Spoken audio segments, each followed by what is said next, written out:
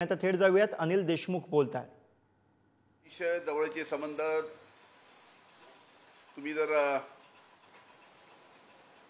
Search केले तर अनेक वेळा त्यांचे आणि देवेंद्र फडणवीसचे फोटो आपल्याला दिसतील।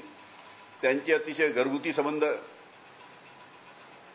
त्याची मिसेस देवेंद्र फडणवीस यांना राखी बांधताना सुद्धा फोटो आहे। समित कदमची मिसेस देवेंद्र फडणवीस यांना राखी बांधताना,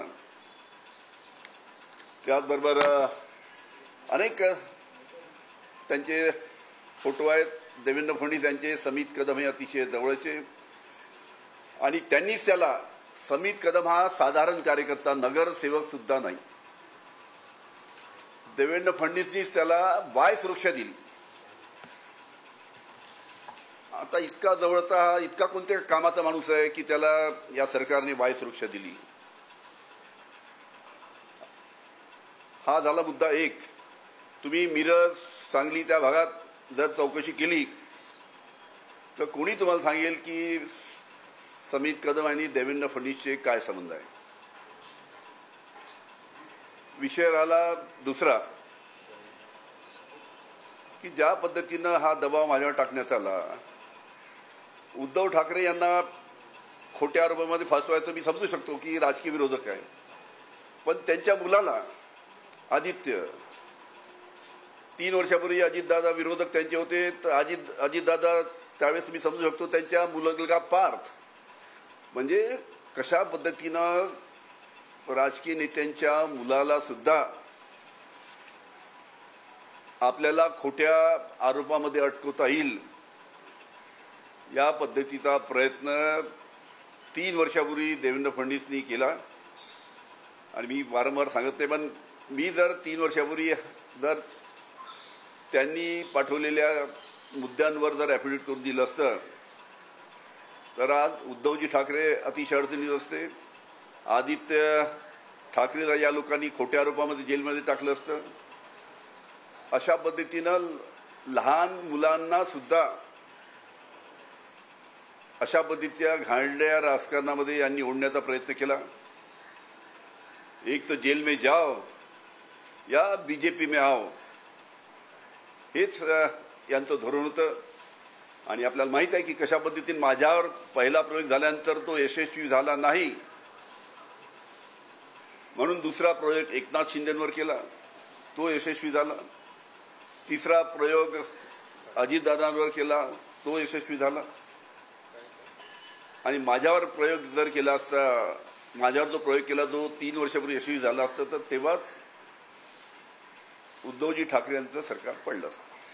तुम्ही आरोप केल्यानंतर देवेंद्र फडणवीसांनी ते दावा दिले की त्यांनी पुरावे सादर करावे, त्यानंतर मी माझ्याकडे असलेल्या क्लिप्स पण सगळ्या सादर केली।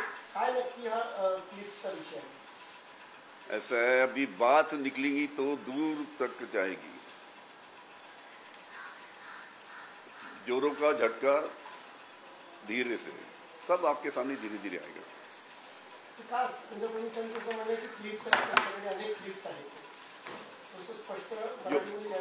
योग्य वेळेस सगळं बाहेर येईल।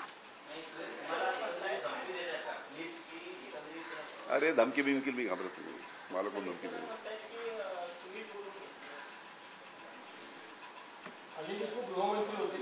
अरे समित कदम काळा आहे की गोरा आहे मी कधी पाहिला नव्हता। तो पहिल्यांदा घरी आला, व्हिजिटर म्हणून आला, तेव्हा मी त्याला पहिल्यांदा पाहिलं। ते तेव्हा मी आपले व्हिडिओ क्लिपिंग दाखवेल तेव्हा काय बोलला होता ते समजेल ना सगळं। ठीक आहे, एवढंच मला सांगायचं। एक मिनिट, ते फोटो देऊन दे सगळे। एक मिनिट उशीर केला तुम्ही।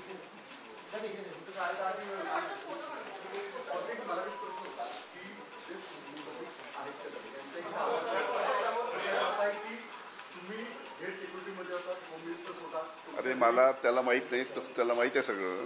माझ्याकडे रोजचे 200 लोक भेटायला यायचे। हाँ हिंदी हिंदी में विस्तार में बता दें, आप काफी गंभीर आरोप आप आगे से पूछेंगे तो बताऊंगा। सर सुमित कदम को लेकर के आपने जो आरोप लगाए हैं, हिंदी में विस्तार से बताएं क्या था पूरा मामला और कब वो आपको मिलने आए थे और क्या उन्होंने आपको ऑफर किया था?